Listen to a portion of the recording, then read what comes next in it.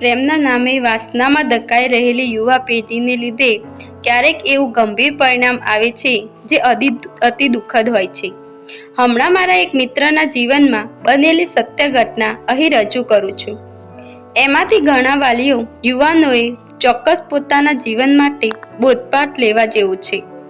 મારા એક મિત્ર જેઓ ખૂબ સારા બિઝનેસમેન કહી શકાય, એવા મહિને 80,000 જેટલી આવક અને સંતાનોમાં 2 દીકરા 1 દીકરી અને ખૂબ જ સારો પરિવાર, 2 માળવાળું ખૂબ જ સુંદર મકાન, છોકરી 9મા ધોરણમાં અભ્યાસ કરતી, ભણવામાં પણ 70% લાવે તેટલી હોશિયાર, ભાઈઓ બંને બહેન કરતાં નાના, એક 7મા ભણે, બીજો 5મા ધોરણમાં ભણે.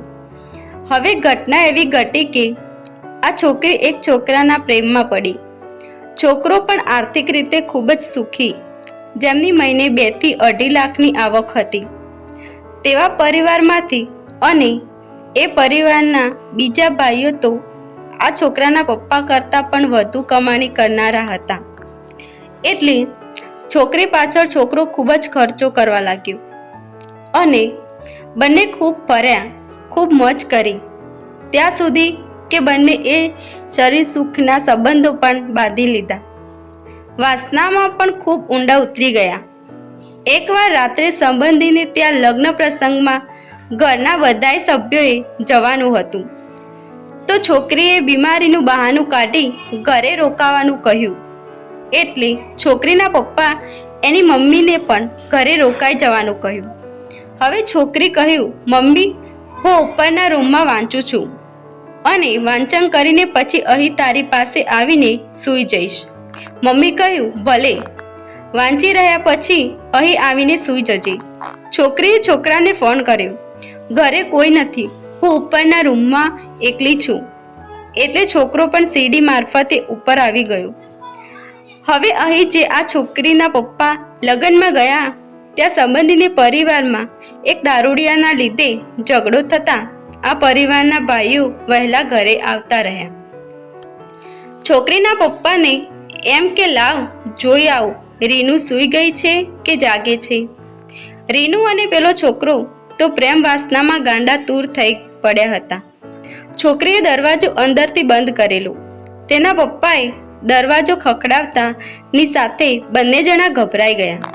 છોકરીએ છોકરાને પલંગ નીચે સંતાઈ જવા કહ્યું અને પોતે કપડાં પહેરી દરવાજો ખોલ્યો. પપ્પા કહે, કેમ વાર લાગી રીનુ? તો કહે, પપ્પા, હું સૂઈ ગઈ હતી. તેના પપ્પા કંઈ બોલ્યા ચાલ્યા, બેટા નીચે આવીને સૂઈ જા, એમ કહી બોમ્બની શીશી લેવા ઉપર કબાટમાં હાથ નાખ્યો.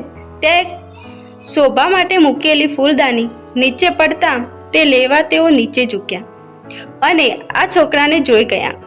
છોકરાને પણ ખ્યાલ આવી ગયો કે મને આ જોઈ ગયા છે, એટલે એ પલંગ નીચેથી નીકળી ભાગ્યો. પણ છોકરીના પપ્પા એના પાછળ સાવ નજીક હતા. હવે ઉપરના માળે થોડી આગાશી અને આ આગાશીમાં પાળી નાની ચણેલી, એટલે પેલા છોકરોના પકડવામાં એના પપ્પા એટલે જોરથી ભાગ્યા કે છોકરાને પકડવા જતાં ઠેક લાગી અને એ પાળીને ભીટકાઈ નીચે પટકાણા. એટલે નીચે એના ભાઈઓ હજુ ગયા ન હતા. એમને દડામદડા થતાં દડમદડ કરી છોકરાને પકડી પાડ્યો.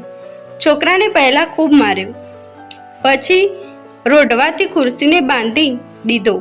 2 ભાઈઓ ગાડી લઈને છોકરીના પપ્પાને દવાખાને લઈ જતા દવાખાને પહોંચતા પહેલાં તેઓ મૃત્યુ પામે. જેવા મૃત્યુના સમાચાર ઘરે રહેલા પેલા ભાઈઓને મળતા ખૂબ ગુસ્સામાં આવી જતા પેલા છોકરાને ચપ્પા અને છરીના ખૂબ ઘા માર્યા. છોકરો પણ મરી ગયો. છોકરી આ બધું જોઈ ઘરમાં જઈ ટૂંપો ખાઈને મરી ગઈ. એક જ રાતમાં ખૂબ જ ખુશીથી રહેતો પરિવાર રૂપી સ્નેહનો આખોય માળો વિખરાઈ ગયો. પછી છોકરાના મા બાપને આવી જાણ થતાં એકના એક છોકરો અને પરિવાર અને છોકરાના કાકા બાપા બધાએ આર્થિક રીતે ખૂબ જ સુખી અને એટલી જ મોટી ઓળખાણો. તે કેસ કરતાં મર્ડર કેસમાં પેલા બધાય ભાઈઓના નામ લખતા બધા જેલમાં છે. કેસ ચાલે છે. કદાચ આજીવન જેલ ભોગવવી પડે તેવી સ્થિતિ છે, કારણ કે સામેનો પરિવાર કોઈ સંજોગોમાં માને એમ નથી. એક જ ભૂલ એ દીકરીની પ્રેમના નામે શરીરની વાસનામાં ડૂબી જવાની અને સંજોગો કેવા ભયંકર બની ગયા. મારા મતે પ્રેમ દુનિયાની સૌથી ખૂબ જ સુંદર ફિલિંગ છે, પણ શરીરની વાસનાથી લોકો એને ખૂબ જ કલંકિત બનાવી રહ્યા છે. સમાજમાં બનતી આવી ઘટનાઓ પરથી શીખવા જેવું છે. પ્રેમ અને વાસનાનો ભેદ ના સમજી શકતી આજની યુવા પેઢી અને અન્ય સોશિયલ મીડિયામાં જોવાતી અલંકિતતાને લીધે ક્યારેક પોતે તો મુશ્કેલીમાં મુકાય જ છે, પણ આખા પરિવારને પણ મુશ્કેલીમાં મૂકી દે છે.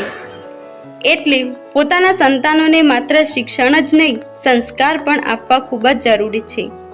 સામાજિકતાનું જ્ઞાન આપવું પણ ખૂબ જ જરૂરી છે.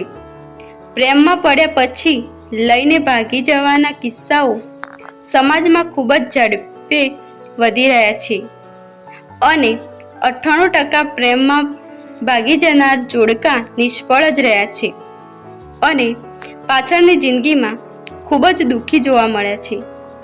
આધુનિકતા આપણા પરિવારની ખુશીઓને ભરખી ના જાય એનું આપણે સૌએ ધ્યાન રાખવા જેવું છે.